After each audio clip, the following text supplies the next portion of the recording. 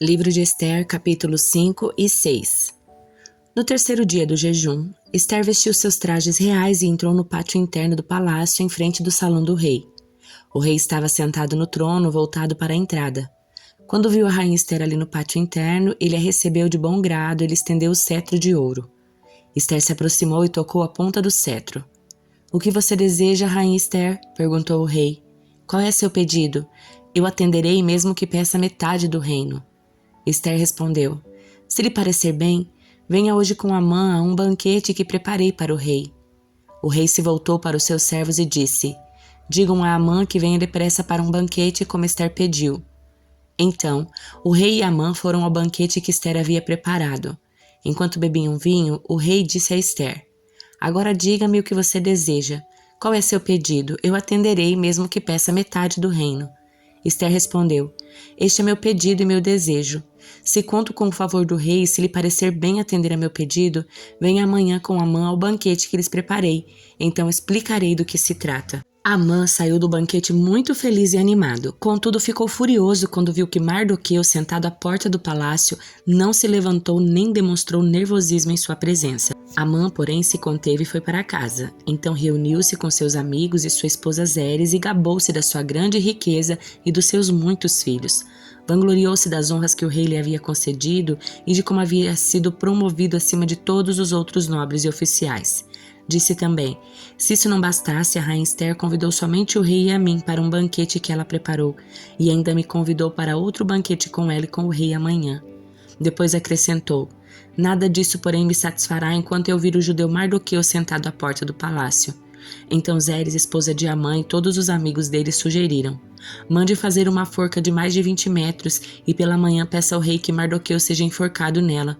Depois disso você poderá ir alegremente ao banquete com o rei." A sugestão agradou Amã e ele mandou fazer a forca.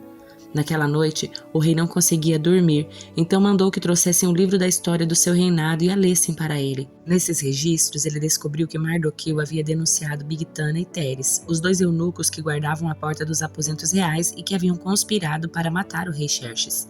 Que recompensa e reconhecimento Mardoqueu recebeu por isso? Quis saber o rei. Seus servos responderam: "Não se fez nada por ele." "Quem está no pátio?" perguntou o rei. Amã tinha acabado de entrar no pátio externo do palácio para pedir ao rei que Mardoqueu fosse executado na forca que ele havia preparado. Os servos responderam: "É Amã que está no pátio." "Digam a ele que entre", ordenou o rei. Amã entrou e o rei lhe perguntou: "O que devo fazer para honrar um homem que muito me agrada?" Amã pensou: "A quem o rei desejaria honrar senão a mim?" Por isso respondeu: "Se o rei deseja honrar alguém, mande trazer um dos mantos que o rei costuma usar e um cavalo no qual o rei costuma montar e que tem um emblema real na cabeça. Ordene que o manto e o cavalo sejam entregues a um dos nobres oficiais do rei e que ele ponha o manto sobre o homem que o rei deseja honrar e o conduza pela praça da cidade sobre o cavalo do rei. Mande que o oficial proclame em alta voz: assim o rei faz a quem ele deseja honrar." "Excelente", disse o rei a Amã. "Vá depressa pegar meu manto e meu cavalo e faça ao judeu Mardoqueu que está sendo sentado na porta do palácio exatamente o que você me sugeriu. Não se esqueça de nenhum detalhe." Então Amã pegou o manto e o cavalo do rei, vestiu Mardoqueu com o manto e o conduziu sobre o cavalo pela praça da cidade, proclamando em alta voz: "Assim o rei faz a quem ele deseja honrar." Depois disso, Mardoqueu voltou para a porta do palácio, mas Amã correu para casa abatido e humilhado. Quando Amã contou a Zeres, sua esposa, e a todos os seus amigos o que havia acontecido, seus conselheiros e sua esposa disseram: "Visto que Mardoqueu, diante de quem você foi humilhado, é judeu de nascimento, seus planos contra ele jamais serão bem-sucedidos. Você ficará arruinado se continuar a se opor a ele."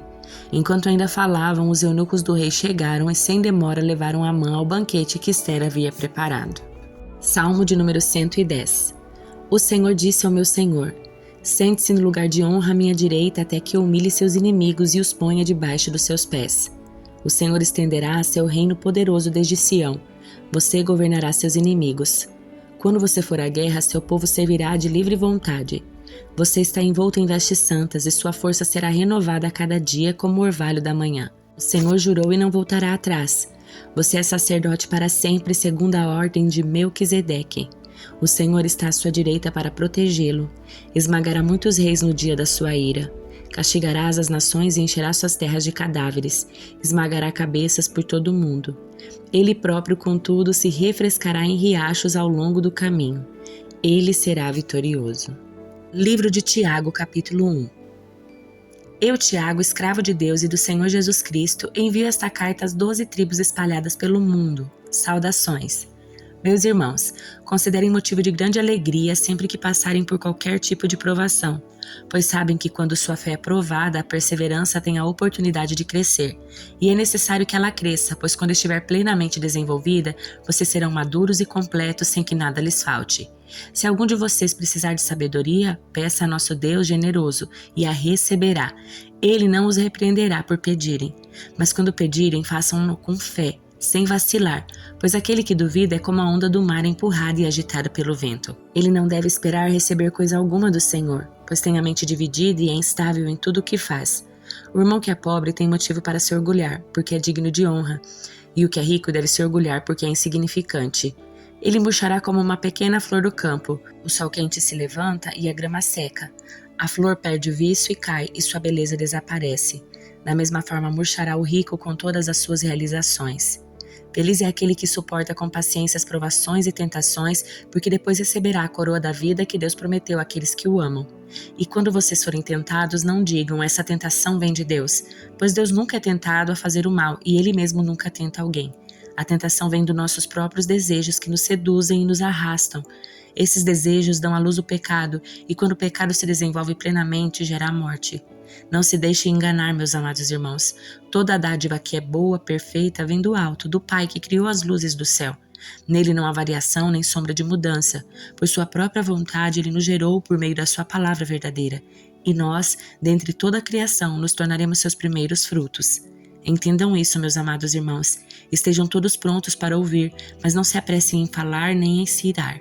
A ira humana não produz a justiça divina. Portanto, removam toda a impureza e maldade e aceitem humildemente a palavra que lhes foi implantada no coração, pois ela tem poder para salvá-los. Não se limitem, porém, a ouvir a palavra, ponham-na em prática. Do contrário, só enganarão a si mesmos, pois se ouvirem a palavra e não a praticarem, serão como alguém que olha no espelho, vê a si mesmo, mas assim que se afasta, esquece como era sua aparência. Se, contudo, observarem atentamente a lei perfeita que os liberta, perseverarem nela e a puserem em prática sem esquecer o que ouviram, serão felizes no que fizerem. Se algum de vocês afirma ser religioso, mas não controla a língua, engana a si mesmo e sua religião não tem valor. A religião pura e verdadeira aos olhos de Deus, o Pai, é esta: cuidar dos órfãos e das viúvas em suas dificuldades e não se deixar corromper pelo mundo.